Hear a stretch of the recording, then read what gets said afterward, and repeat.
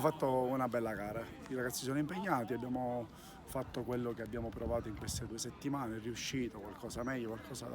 ancora da migliorare ovviamente,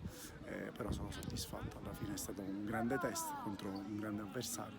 e ci siamo divertiti. Tornare a Piano è stata un'emozione perché comunque ho un legame particolare con la città, quindi il presidente, con i tifosi, con la società intera ed è stato bello ritornare e sarà bello lavorarci ancora. Penso che il nostro mercato sia chiuso, quindi vedremo poi se nasce qualcosa, non lo so, il direttore continua sempre a lavorare, però io sono contento di quello che ho a disposizione perché ho dei giocatori importanti e poi sono grandissime persone, quindi abbiamo preso oltre al giocatore l'uomo, quindi siamo molto contenti di quello che abbiamo. Prossima amichevole è venerdì contro la Nissa,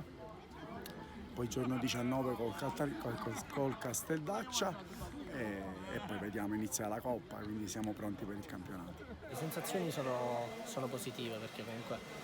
è stata creata una squadra, una rosa con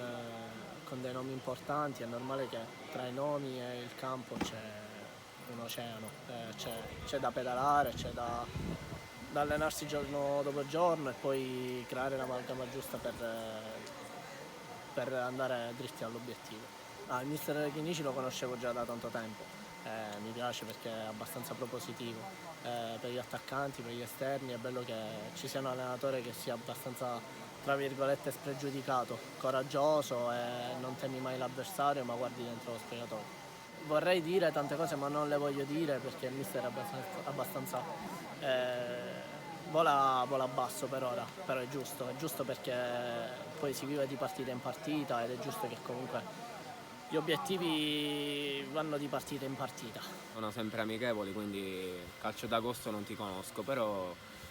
le basi ci sono, i ragazzi hanno tanta voglia, i grandi abbiamo tanta voglia, quindi come primo test siamo soddisfatti. Mi ha fatto venire voglia sempre la presenza del direttore, del mister, del presidente, mi venivano sempre a trovare, a chiamare, quindi hanno spinto tanto. Poi sono venuto e mi è piaciuto tanto l'ambiente, anche perché mi piace giocare nei posti dove ci sono i tifosi e qua ci sono, quindi ho sposato questo progetto e sono fiero di averlo sposato. Per l'attaccante è sempre un punto interrogativo perché ci sono annate dove segni e annate dove non segni, però prometto di dare il massimo per questa maglia. Come ho detto nella presentazione, infatti le chiacchiere se le porta via il vento, quindi spero veramente di regalargli un bel regalo di vittoria campionato perché se lo meritano, la squadra se lo merita e poi i sacrifici della società secondo me devono essere ripagati solamente con questo traguardo.